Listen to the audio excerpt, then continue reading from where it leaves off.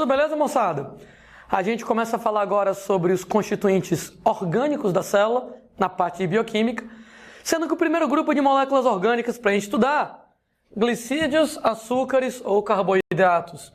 O nome glicídios vem do grego glissis, que quer dizer doce, né? E dá o nome açúcares. Já o nome carboidratos, uma referência à fórmula geral que os carboidratos têm. CX, H2O, Y. Para quem não viu ainda, a gente está falando em carboidratos aqui na brincadeira, ou hidratos de carbono. Sendo que um detalhezinho, faça x e y igual a 6. Então fica C6, H2O, 6. C6, 6 vezes 2, H12. 6 vezes 1, O6, que é a famosíssima molécula de glicose. Ou seja, a glicose se enquadra exatamente dentro dessa fórmula, a glicose é um carboidrato. Do ponto de vista químico, como é que nós reconhecemos que uma determinada molécula ela é um carboidrato? Tem a identidade química dos carboidratos. Carboidratos são polihidroxialdeídos ou então polihidroxicetonas. E aí, achou o nome feio? Vamos fazer o seguinte, que tal a gente quebrar esses nomes e analisar eles em pedaços? Poli, vários, hidroxi, grupos, hidroxila, aldeídos, aldeídos. Então, vou colocar aqui a estrutura de uma molécula de carboidrato muito simples. É um dos carboidratos mais simples que existem. É o gliceraldeído.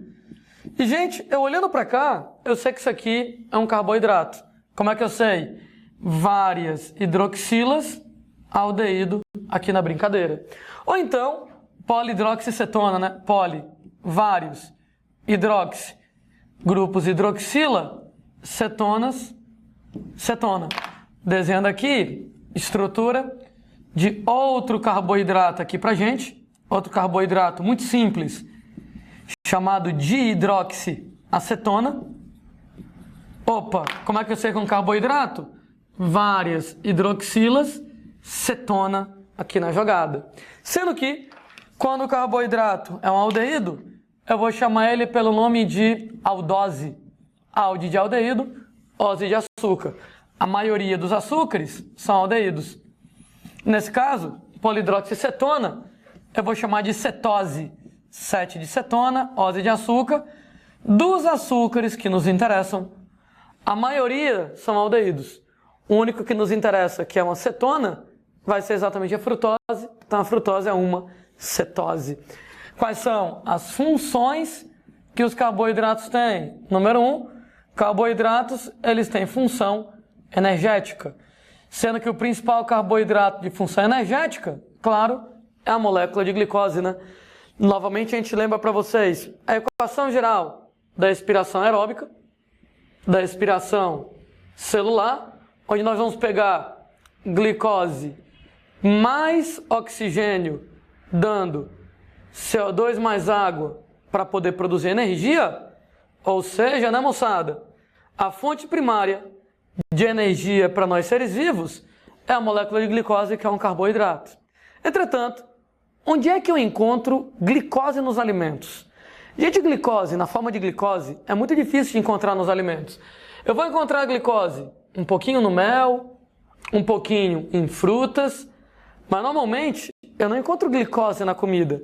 Eu encontro moléculas que contêm glicose na estrutura, como é o caso, por exemplo, do sacarose. Sacarose, gente, é formada de glicose mais frutose. A sacarose também é encontrada no mel, também é encontrada em frutas, e ela é o açúcar de cozinha, produzido lá a partir de cana-de-açúcar ou a partir de beterraba. Então, sacarose, ela tem frutose na composição. Mas, principalmente, amido. Cada molécula de amido são 1.400 moléculas de glicose pregadas umas nas outras. Então, não tem a glicose pura, C6H12O6. Eu tenho a glicose dentro da sacarose ou dentro do amido. Sendo que o amido, principal fonte de glicose para nossa alimentação, é encontrada em massas. Então, trigo, pão, biscoito, macarrão, arroz, e milho, e farinha de mandioca, e batata, e todos esses caras, moçada, apresentam lá glicose na estrutura deles.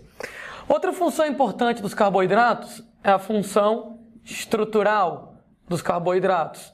O principal carboidrato de função estrutural em plantas chama de celulose, sendo que a celulose ela forma a parede celular dos vegetais. Opa, uma importante lembrança antes de eu prosseguir: existe parede e existe membrana em relação à célula. Por favor, cuidado com isso. A membrana celular, ela é feita de lipídios e proteínas e ela é encontrada em todos os tipos de células, não me interessa. Bactérias, protozoários, algas, fungos, plantas, animais, todo mundo tem membrana. Já a parede celular, ela é encontrada só em algumas células. Ela é encontrada, por exemplo, em plantas, ela é encontrada em fungos, ela é encontrada em bactérias, mas, por exemplo, nós animais, nós não apresentamos parede. Membrana a gente tem. A membrana é encontrada em todas as células. A chamada parede celular, só em algumas. A membrana é lipídios e proteínas. A parede, a composição química é variável. Então, na bactéria é de um jeito, no fungo é no outro, no vegetal é no outro. Sendo, moçada, que no caso da planta, a parede celular é de carboidrato, celulose aqui na brincadeira. Inclusive, na nossa vida cotidiana, celulose origina muitos materiais úteis ao homem. Por exemplo, esse quadro aqui, madeira, moçada, é celulose. Papel é celulose. Ao contrário do que muitas pessoas pensam, papel não é feito da folha da árvore. Papel é feito do tronco. Tu pega, cara, o diabo do tronco da árvore madeira, tritura a madeira até virar um pó, e você vai pegar esse pó de madeira, prensar até virar uma folha de papel. Inclusive, a cor original do papel, todo mundo conhece papel reciclado, que é aquele papel meio amarronzado. Aquela é a cor original do papel, é cor de madeira. Sendo que a gente usa algumas substâncias químicas para o papel ficar branquinho. Mas, a princípio, o papel é raspa de madeira prensada com algumas substâncias químicas. Madeira, papel.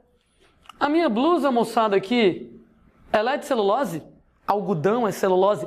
Linho é celulose? Então, tem alguns materiais que são a base de celulose.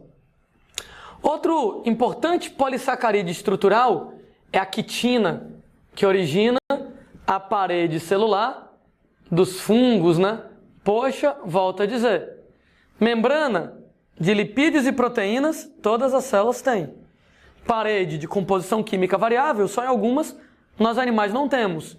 Na planta é de celulose, no fungo é de quitina. Quitina também é encontrado em animais, Quitina é encontrada, moçada, lá, formando o exoesqueleto dos artrópodes. Isso quer dizer que a asinha da mosca, a patinha da baratinha, a casquinha do caranguejo apresenta quitina na composição.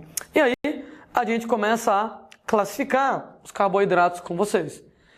De maneira bem superficial, eu posso classificar os carboidratos em dois grandes grupos. Você tem as oses e os osídeos. Oses são os açúcares mais simples. Ora, quando eu digo que eles são açúcares simples, eles não são formados por açúcares menores. Escrevendo de outra maneira, eles não podem ser quebrados em açúcares menores. Ou seja, é a menor unidade possível de açúcar, não tem como eu quebrar uma ose num açúcar ainda menor do que ele. A propósito, quando a gente fala lá em termos de oses, estamos falando, gente, outro nome para eles, de monossacarídeos. Então, são os açúcares mais simples, eles não são formados por açúcares menores, eles não podem ser quebrados em açúcares menores. A outra categoria de açúcares que a gente coloca para vocês corresponde aos osídeos. Sendo, gente, que os osídeos, eles são os açúcares mais complexos. Quando eu falo em osídeos, quando eu falo em açúcares mais complexos, isso quer dizer que eles são formados por açúcares menores, pela união de açúcares menores. Ou, escrevendo de outro jeito, isso quer dizer que eles podem ser quebrados em açúcares menores. Eles podem ser digeridos em açúcares menores do que eles. Sendo pessoazinhas que a gente vai colocar lá que os osídeos, eles podem ser oligosacarídeos e polissacarídeos.